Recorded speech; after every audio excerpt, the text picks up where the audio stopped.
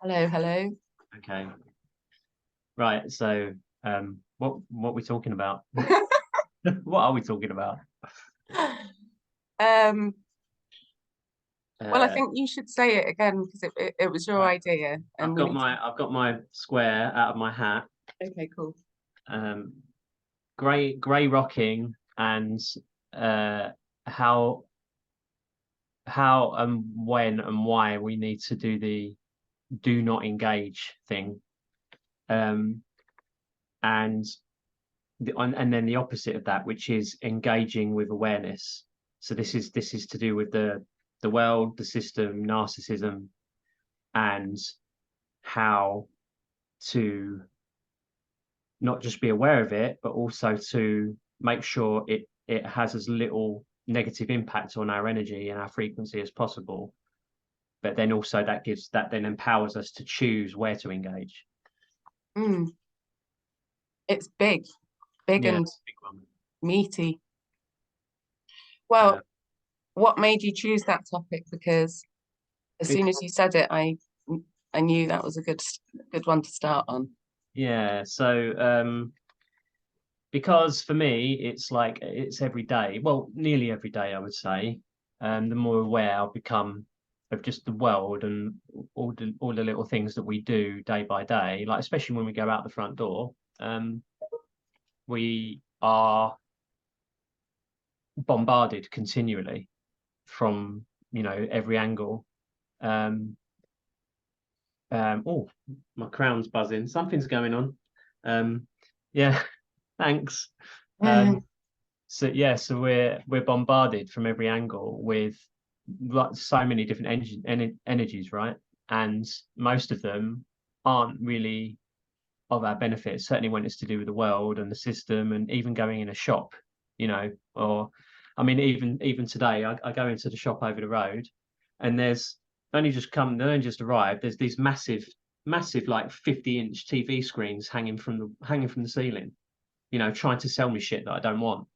And I'm just like, fuck off. I'm not interested. It's on my terms, not yours. So there's this continual push from all these different angles, and there's an energy behind that, and that energy predominantly isn't good for us. It's trying to keep us in that space of obey, conform, comply, consume, right?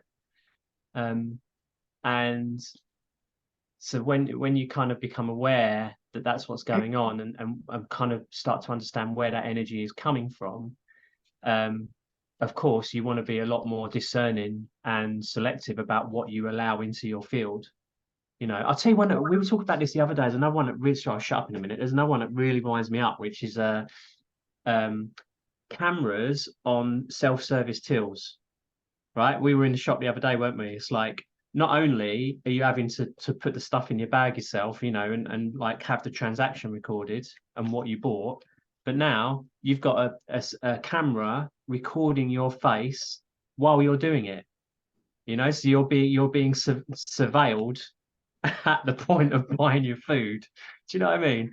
Oh, This yeah, is where sorry. my baseball caps come in handy, Yeah. and then I can do some fuck off eyes. Yeah. Like, it makes I can't breathe. It makes me feel suffocated by it all. Like, but you have to recognize it first, don't you? And then um then it's the levels at which you recognize that that's everywhere, literally everywhere, Mm-hmm. you And know. it's coming in from every angle. So yeah, I guess that leads on to, um, I mean, I guess we could get into, well, where is this coming from? And ultimately, right, everything in this universe is frequency, it's energy. And so this is coming from a lower vibrational energy that's has been in control of the planet for a very long time, right? And so there's all these tentacles that, I guess, you could look at it this way, of all these tentacles that come out from it, that attempts to control and enslave humanity, right? And to keep us dumbed down, sick, compliant, and obedient, all this stuff. But I guess, yeah, you could use the word consciousness. You know, it's a level of frequency, and for the common people, it's not good for us. You know, I think more and more people are waking up to that truth the whole time, especially in the last few years.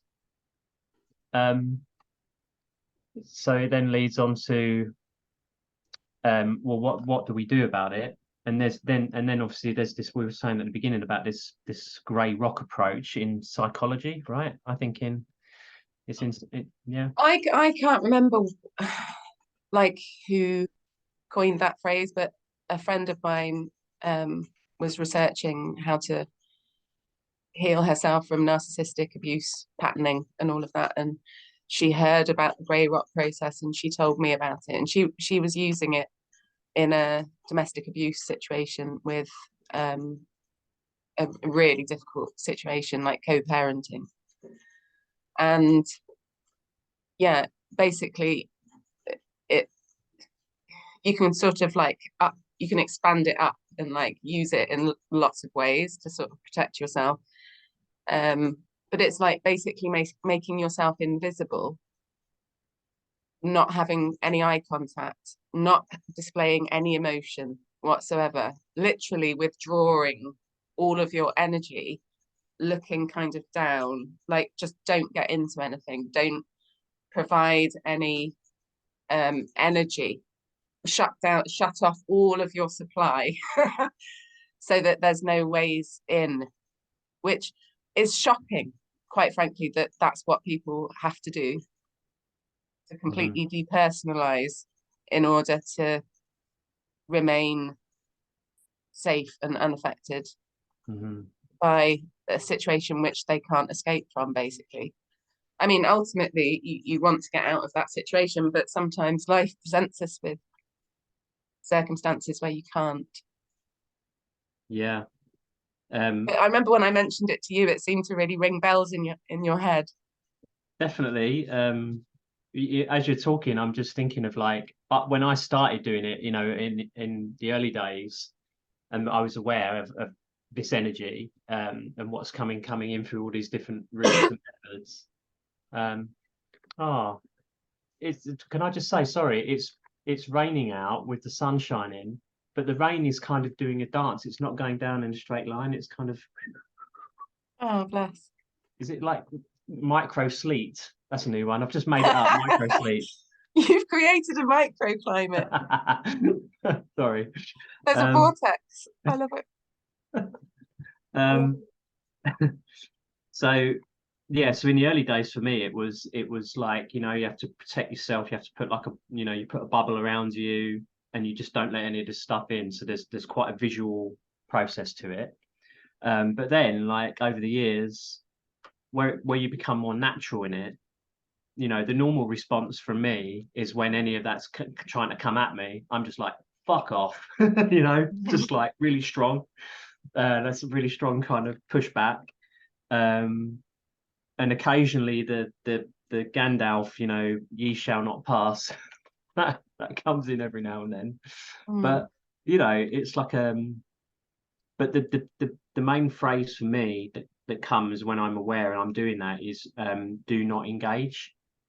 Just do not engage. And I feel like that's like a really powerful one for people to use, you know, whether it's in a relationship situation or whether you're in a shop buying some food. Do you know what I mean? It's like that response is really definitive. Yeah, I think because you can set that within sort of trauma and survival mode, you know, so when someone's in an abuse situation and is playing the role of the disempowered party, there's fight, flight, freeze. So but I sort of feel like in the process of one's life, you move through trying out all of those modes of survival to see which ones work for you, and there's usually a preferred one. So I guess grey rock sounds kind of like freeze, because these people have realized that fighting is what that abuser wants. So fighting is putting forth energy towards and like making something matter, like putting your, like being codependent, like that external thing is interfering with your well-being. So there's a control issue. So you could fight, you know, like the feminists, fight, fight, fight, fight, fight, fight. But the problem is, if you just fight, all you're going to get back is fight. But it takes sometimes years to realize that. So you could freeze, but then freeze involves depersonalizing and not existing. But on some level, it can keep you safe. Yeah. You know, as you're Grey talking, rock is kind of fleeting, isn't it? It's kind of like flight in a way, because you're not running away. You have to be there. So your presence is there, but your energy isn't. Yeah, I guess the you know the fight of the Fs can actually, you know, from an empowered place, can be quite positive, you know, because if you're in an energy of feeling empowered, the fight is like the pushback, right? You know, you're pushing back and saying nah. You know, so I guess there's a that can, you know, I think any of the Fs, actually I've just written down another one that we need to cover at some point, the 5 Fs. Why is that not visible? Yeah, the 5 Fs. Because yeah, I think that's like also a whole subject in its own. But I think most of those, there's a positive aspect to them. But yeah, I agree. I think in our response, we have to kind of be aware of those, because we're going to be in one of those. Yeah. Well, I mean, what people like us are doing, you know, all of this getting out of the matrix stuff, you know, a lot of people are like, well, what does that mean? But, you know, this is a spiritual war, isn't it? And if you can't control what's going on externally to you, all you can do is deal with yourself. So I'm finding that withdrawing my energy from the systems, from everything that is fake and set up to cause failure on every level, is to just withdraw. And there's so much power in that. So you're not withdrawing and then depersonalizing. You're actually doing the opposite. You're withdrawing and then you're realizing that you can self-govern. So what does that look like? And you just have to start where you are, and then you've brought empowerment into disempowerment. You've like integrated the thing, which is the only way, I think. I love that. Yeah, I love that. Turning, I guess, yeah, it really does depend where you're coming from, where you are in your life, doesn't it? Because if you're in a place where you're suffering, you know, you're going through a really hard time, you are disempowered, you know, then you're coming from a different place and trying to deal with that narcissistic energy, you know, rather than an empowered place of dealing with it. I guess as well, we've only touched on this a little bit, it's probably worth talking about a bit more, is, you know, that what we're talking about here is how to really deal with narcissism, and where narcissism is prevalent in the world, you know, whether that's in our relationships. Oh, that's another one we need to, I'm writing that one down. I've already written that one down. That's like, right. Sorry. That's a beast. Yeah. But yeah, I couldn't agree more. Like, you know, how do we know narcissism is everywhere? Yeah, and we all have narcissistic tendencies, right? All of us, without exception. Unless you're, you know, Jesus, but, you know, or Buddha, but well, the yeah, problem I think even then. The problem is that we have all been subject to that, you know, and if you are a narcissistic abuse survivor, then narcissism has to play out in your life whether you like it or not. So that's coming from you, like you are doing that. You don't realize you're doing it though. because you've just come out of a life of gaslighting and mind games and head fuckery. And it's like, as soon as you see yourself, you can start sorting that out. But then even when you're sorting that out, you're still attracting people in your life to play that role until you've got it, you know. And I guess as well as attracting people, you're also attracting the energy of narcissism more broadly, right? Which is actually, you know, beyond just person to person. It's actually system, you know, systems, organization, you know, institution, Well, I mean, groups, all of that. I realized sort of like over the last, particularly after the last couple of years, but like definitely over the last 10 years, where I've been looking at my life and how it all fits together, and like, what on earth have I been doing, and like, how am I supposed to make sense of this? And like, I see it as like I've had 7 bombs go off in my life, 7, which have shown me what is going on in the world on a global scale, you know, just through my experience of having been an emotional abuse survivor, becoming an alternative health professional. But like my journey along the way, like, so many things have happened to wake me up. It's like I was placed by the universe in certain situations, and it was like I just kept getting the same situation over and over again, and I was just like disillusioned, disempowered, like going into new careers. You know, like, it all started because in my energy, whatever I've brought through from different existences, past lives, like ancestry, whatever, you know, there's always a boatload. And then being like the black sheep of my family, like it was almost like I wasn't related to them. And then the Catholic shaming, like the whole like normalization of absolute horror. So that obviously, that energy set me up. And then you know, when I was in my early 20s and I worked for the NHS and I was trying to understand how people are treated with schizophrenia and mental health issues, and, you know, I'd just come out of university with all my Jungian psychology and humanistic stuff, like, you know, I intuitively knew how things and people worked. And I said to this psychiatrist, so how do you diagnose, like, how do you prescribe, you know, someone's got a diagnosis of schizophrenia or bipolar or anxiety, depression, like whatever, wherever they're up to with whatever's going on for them, how do you know which pharmaceutical is going to work for them? You know, I was looking for science, I was looking for like some sort of pattern, and I was just like new in this job and wanted to learn. And he goes, oh no, Jenny, we just give them what's cheap. So that was like, dong. It was like one of those.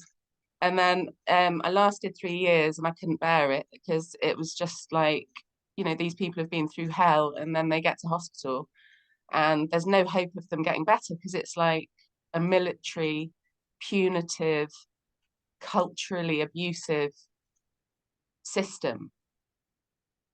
So that was shocking. And like, I left 3 years in the NHS, sort of like, my biggest fear was that any members of my family or friends would become ill. So anyway, I had a little stint in the corporate world, and then another dong happened where I was teaching English to asylum seekers, and I was working for a private company, and they got their money from the government. It was like an extra tenner a week on the dole kind of thing. Teach these people English and then they'll be more employable, all of that. And it was amazing. And I met the most phenomenal people. And I had such a great experience there until the boss asked me to fraudulently sign timesheets to say that we taught for longer than we taught so that they could claim more money. So I said no, and I resigned. So that was one of those. And then when I decided, right, you know, I saw loads of my friends like being teachers. I was like, fucking hell, like maybe I just need a career. And I'd already been brainwashed by it on a number of levels, which I didn't realize at the time. And then I got into teaching, and in my first couple of years of teaching, I realized that the management teams were fiddling the figures, and it was all just like a setup. And I spent like all this time sort of on a Sunday in my own time being a slave, like assessing children's writing and making sure that I did a good job. And then, you know, when I sort of realized they were just going to put down the figures that would suit them and the school improvement person and Ofsted and all of that, and like when I spoke out about it, and then like loads of the older teachers were like, shh, Jenny, don't say anything, because then they get more money, you know. And then obviously working in a very deprived area, I was just like, what the fuck is going on? And so anyway, I spoke up about it, and then they bribed me, and they gave me like a really cushy job teaching reading recovery, which is another thing. That was my next bomb. So, you know, this whole thing, they bribed me, like they didn't want to lose me because I was a good teacher, all of that. So I was like, this, what the fuck? So anyway, they passed it off as a mistake with a memory stick or whatever. And if I was the person that I am now, I would have just gone, you know what, I'm doing one. But like teacher training was like the worst year of my life. It just took so much out of me. I was like, I'm going to stick at this. So anyway, I started this program where I was given extra training, and then I got to teach dyslexic children that were not getting reading in the classroom, reading and writing. And then I teach them one-to-one, and you can get dyslexic children teaching reading in 12 to 20 weeks. But once I got into it and the culture of reading recovery, and like reading recovery teachers so passionate, and this is so powerful what you do with children, and like they completely change, and you teach them to read, you put them back in class and they get it, and then they switch on, right? But anyway, I was doing that for 8 years, and the longer I went on, the more I realized that it was suppressing reading.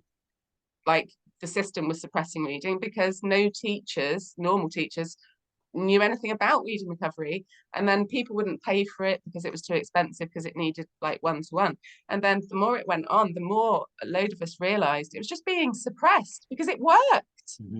And I was only talking to somebody yesterday who was asking me about her grandchildren and like sitting with them with books. Like she knows, when she heard what I had to say, she was like, so they're deliberately disempowering children, like because they don't use this technique. I mean, the Labour government funded it for a while, but like it didn't last, and because it really gets results. And if we did that with all children, like our literacy rates would be off the charts. Therefore, like we would not have as many people in prison. Like, you know, the kids are not going to need to stand on the street and sell drugs if they can read. It's kind of like, so that was another one. And it's kind of like, you know, also the whole thing with my GP when I was in chronic pain, and he told me that I would have back pain forever. And then I went off and healed it with alternative sources. And then I was reading all about Bruce Lipton and like limiting beliefs and stuff. And you know, he told me I would have my back pain forever. I could have gone, oh, and then just been completely disempowered with pain and literally not being able to move around in the world in the way that I chose. But I didn't go that way. I went that way. So I found like a different way. So it's like, so up to this point, my GP has disempowered me, the education system, the health service. It's like, and then that's when I got into EFT, and that's like my next bomb, because that's been suppressed as well, because pharmaceutical companies don't like it.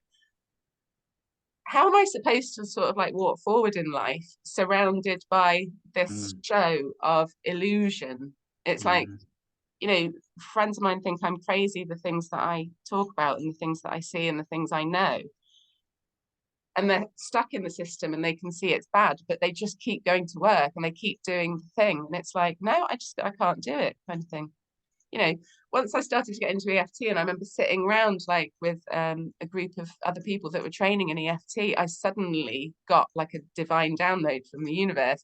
And it was like, oh, this person's a social worker, this person's a teacher, this person's a GP, this person's from the corporate world, this person like is from nursing. Like all these people were from collapsing systems. And then I suddenly went, holy shit, the systems are collapsing. And that was in 2014. You know, as you're talking, you're just reminding me of a great few words which really encapsulate that, how that narcissistic energy comes in through all these different mechanisms in life, right? And all these different like phases in our life. It's deceive, I think it's inveigle, deceive, inveigle, and obfuscate. Which are like the classic methods for narcissism to operate. You know, these are the kind of rules of engagement for it almost. But I did love what you said at the beginning, particularly when you said about where those 7 bombs had gone off in your life and where you'd seen through each one and been like, oh my God, like each time, you know, and I'm sure there'll be loads of people that have. Oh my God, I've thought of the 7th bomb. Go on, what was it? Well, it's the biggie. So this is when, I don't really know how to say this. Somebody in my then partner's family got arrested for a sex offence. And that meant that there was a safeguarding issue for my daughter, who was related to this person. And I didn't know anything at the time about what's going on in social services and children's services and family courts. But I do now. And retrospectively, I can put in perspective what happened to me. And it's the same as all the other things. I was placed in a situation where I had to see, it's like, I'm seeing this. This is happening to me. And this is happening in my family, right? So anyway, me and my then partner, my daughter's dad, we realized we were being investigated by social services. And, you know, we didn't know anything about what was going on for this person at all. And we were in deep shock. And the horror of it, you know, made us vulnerable.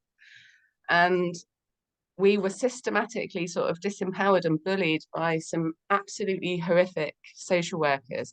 And I ended up, every time they came to the house, just in a heated row with them, just because of things that they would say and the way that they were treating us. And uncomfortably for them, like I was quite experienced at working with social workers and with parents and with the services from being a teacher, like in a deprived area.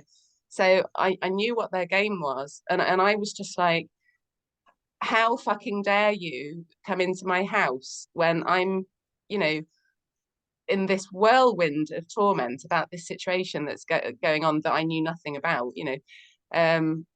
And they basically told us that we were under suspicion. And there was loads of things like a police officer had to come into my house and go upstairs to check that my daughter was safe one night.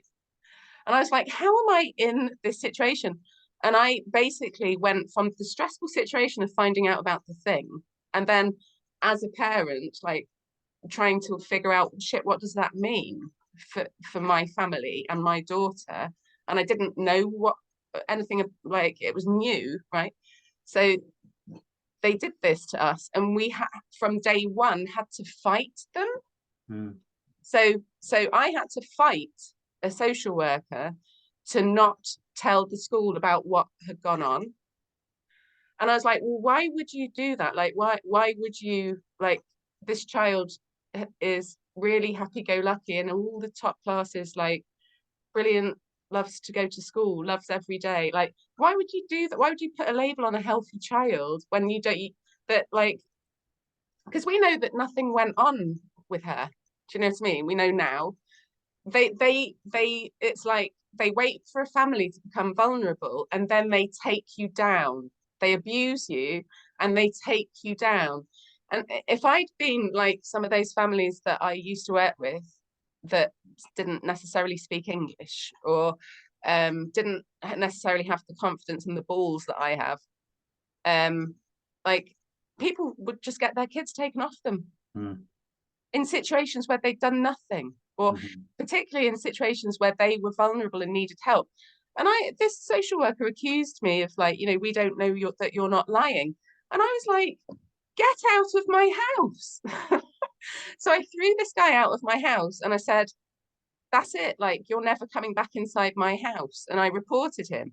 And then they gave me some other woman who was like his senior, and she was equally as toxic. And like the whole thing, like I wouldn't agree to anything. And it's only because I dug my heels in and I passionately love my daughter and knew what was best for her, like, and that wasn't best for her. It's only now that I see what they were doing. They were like, is this a vulnerable family? Oh, can we get away with stealing their child? Can we get away with putting this child into care? And, like, you know, that was like the whole thing. Like, eventually they left us alone because I was so loud and wouldn't, like, I wouldn't back down, and I wasn't going to be, it was just like every single day I was like this, like the shakes and everything. And you know, since then, like, I've done EFT. When I worked for a charity, I was supporting people with addiction, PTSD, like lots of ex-military, and I was supporting and civilians as well, like, you know, mums who were struggling with addiction or mental health issues, who were treated like scum and having their kids taken off them, and like having to plead with these fucking bastards. You know, all of those sort of situations wake me up. And then I had all these like military people like telling me about stuff that had gone on for them, you know, when they were doing training exercises, that everything just gets hidden, like, and covered up. And you know, I was so innocent, like walking around in the world, like just believing in the good of everyone, and, you know, just. I think that's the thing, isn't it? Like underneath all of this shit, you know, there is that light in everybody, you know, and well, most, you know, like a genuine, you know, innocence and kind-heartedness and compassion. But yeah, there's all this other stuff on top, and it is shocking. And as you were talking there, you reminded me of where we were talking about, you know, how individuals are narcissistic and abusers, when actually it's the collective mass of those individuals, you know, and also the system itself, which has its own consciousness, if you like, especially with the development of AI and all that stuff now. There's a bigger thing going on where the system itself is the abuser. The system itself is toxic. And what you've been talking about there in these different phases of your life is recognizing just how bad it is, just how toxic it is, and then what you've had to do to liberate yourself and, you know, others from that. I mean, it's definitely the apocalypse, isn't it now? Like, you know, it's been in the I call it the alpacalypse, but yeah. Anyway, we're both apocalyptists. Apocalyptists. That's what we are. Well, I mean, this shit has to come down. but at the same time, it's also going up, right? We were talking about the golden age the other day, and it's like, you know, that's what we've made up this word, haven't we? Apocalyptomy. So we are apocalyptimists. I think we need to do like, I'm writing that one down as well. Mark Atwood. I think it's Mark Atwood's word, so I don't want to steal that. Oh no! Didn't we come up with that ourselves? Apocalyptimist. But the thing is, like, it really resonated with me when I heard him call himself an apocalyptimist, because I've been calling it the apocalypse the last couple of years, and it really triggers people, because people are like, "What? You know, you can't really believe it's the apocalypse," but and it is the apocalypse, obviously. Yeah. I mean, like, did you hear what I just said? Like, all of that stuff. You know, like, and have you seen the world? You know, election day today as well. Oh yeah, indeed. Yeah, I love that word though. That's like, we need to do a separate thing on that. So I'm just putting a little together of that. But yeah, so as you were talking, there was something really, firstly, I wanted to say really important, which was this one. You know, you talk about the 7 bombs gone off in your life. Fall down 7. 7. Stand up 8. That's a really, I don't know, is that from like Japan or somewhere like that? But it's a really famous saying over that way, about life. So like, it really reminded me as you were talking, it's like, right, the 7 bombs have gone off. So now, you know, stand up 8, but yeah, probably one for another time. But I loved talking particularly about why people allow themselves to get into and to support these systems. It's like selling out, right? I mean, we've all done it. I've done it, you know, especially in the corporate world, because of the way the system is designed. You know, even if you go through, you know, life and you gain in this awareness, and I'm still doing it a bit now in the corporate world, it's right, well, where am I going to settle?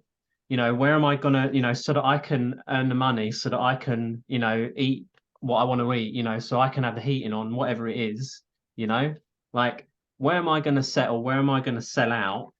Because. And I, you know, I'm not saying that for a lot of people, right, it's about putting food on the table at the end of the day. So you got to go to work. You've got to, you know, do what you're told. You can't speak up a lot of the time because you have to play within these boundaries in order to not just survive, but hopefully start to thrive.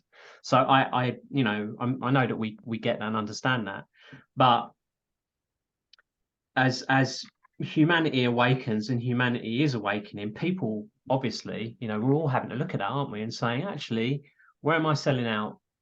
Where am I selling out? Particularly if the answer is for an easy life. If it's not about, you know, I've got bills to pay and food to put on the table, that's different.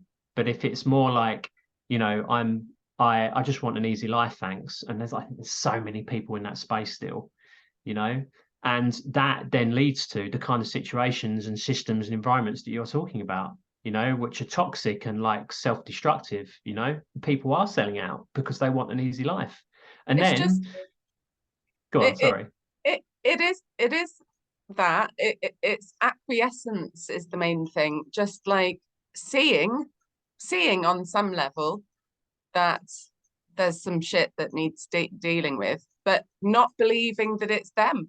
That you know, I had like a conversation with a teacher at my daughter's school, and it was about stress, exam stress, and all of that, and she was stressed, and she said to me, you know, I was just talking to her about that and kind of like what to do about it, and she said, and I hadn't accused her of anything, but she just came out with, oh, it's nothing that we've done.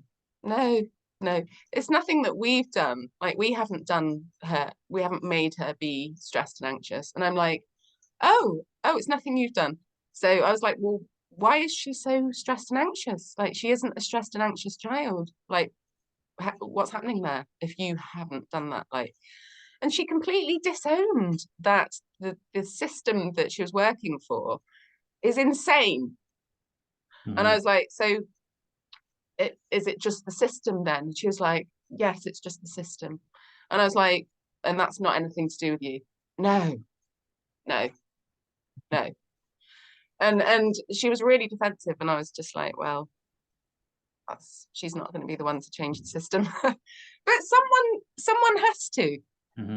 Absolutely. You know, someone, well, not just someone's, many of them. And this is it, right? I mean, this is, I think, a big part of why what's happened recently in the world has happened. It's to make those people, you know, look at themselves and actually change, you know. But the amount of difficulty, the amount of challenge required to get somebody to do that because of the level of programming and indoctrination and trauma, you know, that's why the last few years has been so hard, in my opinion, because, you know, we've had to get through so much of that within ourselves.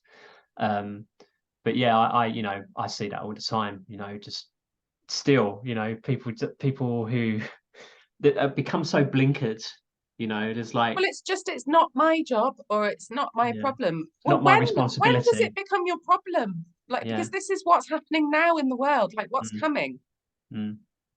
It's Yeah. your problem. It's Yeah. all of your problems. Yeah. Like It's your responsibility, right? we're As much all as it is mine. responsible. We're all responsible. But people, because they've got the mortgage or the kids or the everything, that they're letting someone else tell their story. And that's basically what narcissism is. When they're happy, you have to be happy. When they're sad, you have to be sad. Like this is the narrative I'm telling you that exists. You know, but sort of like forever I've been going, what's under the floorboards? Kind of like, let's open the window and like get some light here. And yeah. So I mean, so we've talked about how, you know, the horrors of narcissism and how it operates in the world and how it comes in through almost unlimited number of routes, right, and channels to us, and we're having to deal with so much of that on a daily basis. So that's the problem in a way, right? And then so we talked a little bit about, well, one solution to that is to do this grey rock, do not engage method. But beyond that, what else can we do? So we talked a little bit at the beginning about engaging with awareness. So once we've really got good awareness about how the world works and how all these different things come at us each day, we then have more empowerment to choose with awareness what we do want to engage with, right? So it then becomes much more about energy and frequency. What's a good frequency match for me? What's a good energy for me? And vice versa with the other person or place or whatever. And so we get more into that way of being, you know. So I think it's that's the only way. right. It's the only way. The only way out is in, isn't it? Yeah, but also via that inner connection and feeling our way through life in terms of what we choose. It's also out there as well. So we're also still operating out there in the world. We're still going about our daily lives, right?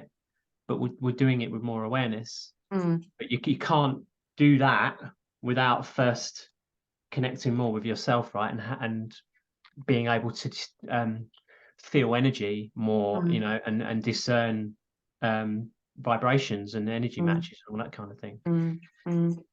So yeah, so I mean, because obviously we talked about a lot of stuff there, and I just wanted to, you know, because I think we both like to, you know, have a bit of a moan about the world and what's going on, but I think, like, you know, we do get into the solutions as well, right? And what we can actually do to not just be aware and use some tools and techniques that are helpful and are going to make us feel better and have a bit more power over situations and ourselves, but to actually get into the other side of that, which is where we're really empowered and where we're in command of our life, and we're in command of what energy exchanges we allow, what energy exchanges we want, because that's where it's headed, right? That's where I feel humanity is headed, like, you know, as part of like stepping into this new world, if you like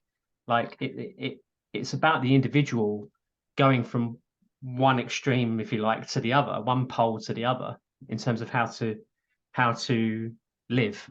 Am I making sense? Yeah, we basically want to generate our own wealth. And you know, since I set my business up, I sort of feel like lots of people have raised their eyebrows at me and seen me, you know, go down that road, and lots of people told me not to. But like, I'm trying to show people that you can generate your own wealth by just being you. So as soon as you realize that you're having your story told for you, and then you can find techniques to engage the subconscious mind and all of that, and heal from trauma and bring it all out into the open and stuff, like, life just gets better and better. It just gets better and better because you realize that it's possible to just be you. And if you can make money from just being you, then you're never going to work for someone else again. And then if, when you made your choice about what to go into or whatever, if that really is the thing that you want and that you're good at, and where all your knowledge and skills and experience and wisdom and everything comes together, like, it's going to be easy as well. You know, and that's not to say you can just sit around and expect things to fall in your lap, because you have to take action. But it's like, I call it cosmic ping pong, where you kind of like, right, I'm going to take this action step, which I'm going to feel the fear and do it anyway, like whatever it is. And then the universe is going to kind of like hit one back, and then it's your turn, and then you have to do the ping, and then they do the pong, and then you do the ping and they do the pong. It's like sometimes you get a bit stuck though. Like I I'm sometimes writing all these down as you're talking, by the way. Yeah. cosmic ping pong. It's kind of like, you know, I read books about it before I truly believed in it, you know, like harnessing the law of attraction and how things really work and like the observer effect and everything. And when I came out of my marriage and moved into my flat, and I didn't have enough clients to pay the rent. I didn't have enough. My business was underway, but I wasn't there yet. But in order to sort of up level and make the jump that I needed to for my own sort of well-being, I did the fearful thing, really scared. And then my business did take off. You know, it took a few months, but I must have believed it enough for it to actually happen, you know. I mean, you know, the world just doesn't know. The world doesn't know. I've got that. Nobody knows. No one knows. I mean, there are many of us who know, but like, Yeah, I think that's all you got to do is, that's a really good subject for another time, probably. You know, when we really do take that leap and we're caught, but it's scary doing it. Yeah, and each time we do it, we really expand, and life changes beautifully. But yeah, it requires that level of trust and faith, right? yeah. Yeah, You that know, we wouldn't otherwise go to. we thought that our imagination was kind of like a game of pretend. Like we were taught that our imagination was a game of pretend. We weren't taught that that's the real thing. That's the real bit. That's the real. That's reality. That's reality. The imagination. I mean, Einstein said that, didn't he? Imagination is everything, and he wasn't wrong. So just say that line again. Imagination and the game of pretend. Say that again. Um, So imagination is the real reality. Imagination is reality. You know, I'm finding instead of that. the game of pretend. Yeah.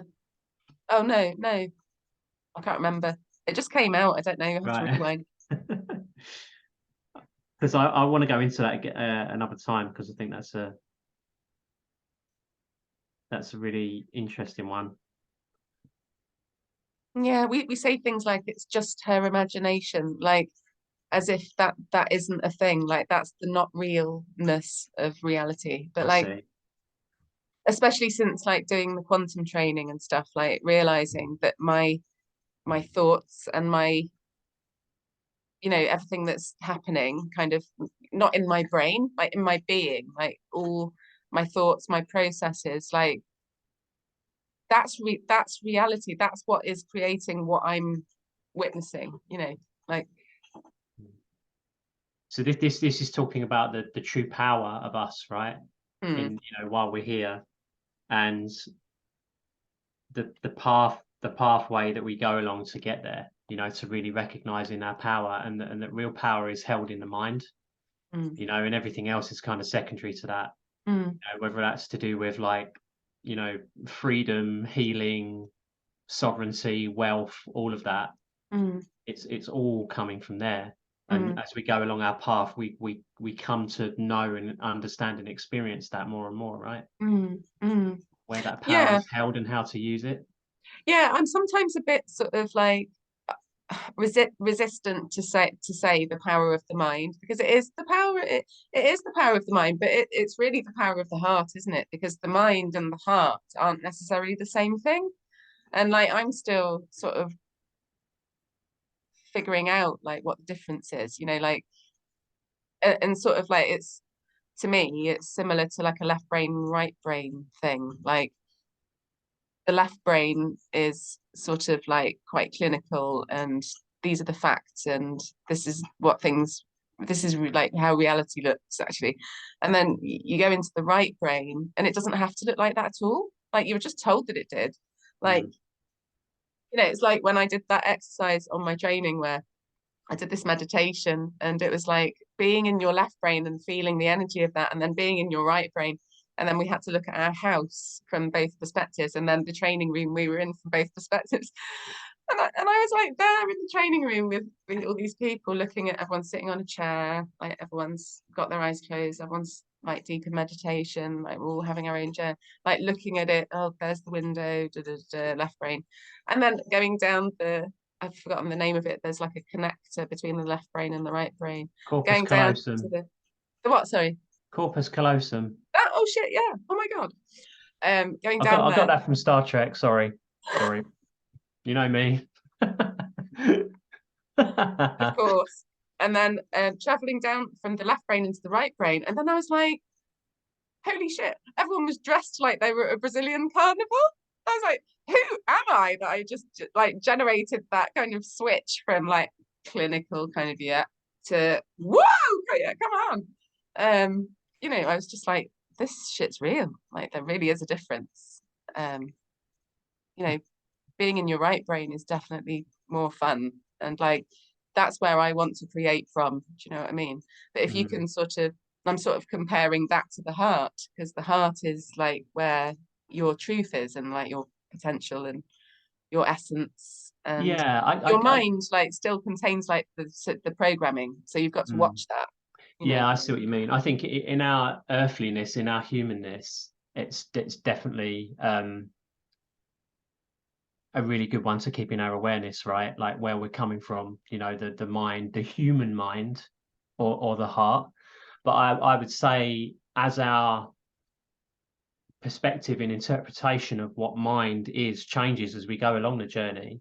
Eventually I feel that everything is held within the mind, including the heart. And ultimately, mind, the lower kind of human connotations of what mind is kind of disappear. And we get into those higher kind of, God stakes, if you like, in terms of like the universal mind, and everything is contained within it and it's all one. But I think we'll probably leave that one for another day. I like that. Like, it suits me to believe that everybody is a fragment of source consciousness, even the dark, like all of it. It's all. Yeah, and because it's a hologram, we're actually the entirety of it at the same time, right? Yeah. Wow. Well, let's write that one down. Amazing. Right, how often are we going to do this? Let's I think frequently, obviously. We covered some really good stuff there. Should we try for once a week? Yeah, I think we should. Should we That So let's just recap then on what we've covered. So this has been about narcissism. I like the way you're taking minutes of the meeting. Well, it's not minutes. It's more like just little summary notes so that I don't forget to touch on little talk. And you've mentioned so many good things today that I'm writing them down for our subsequent chats. Do you know what I mean? So because there was loads. Right, you're officially the secretary. Ooh. Where's my glasses? That was a great reaction. Where's my I've my got plenty of glasses if you want. I've got like 10 pairs of them. Hello. Yeah. Can I have glasses and a pencil skirt? Sorry, that's sexist. But I guess these days doesn't really matter, does it? You can wear whatever you want.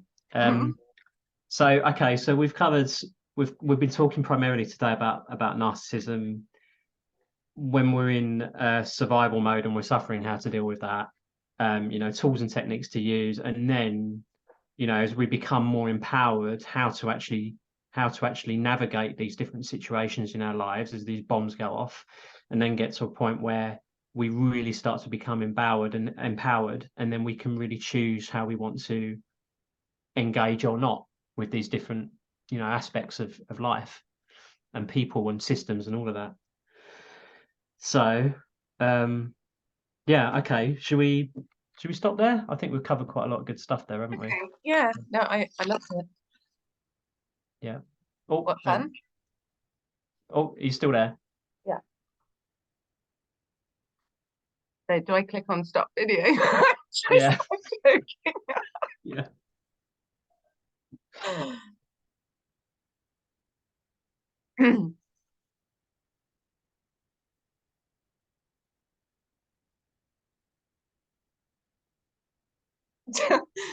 Did it Have you stop? done it? If you press stop.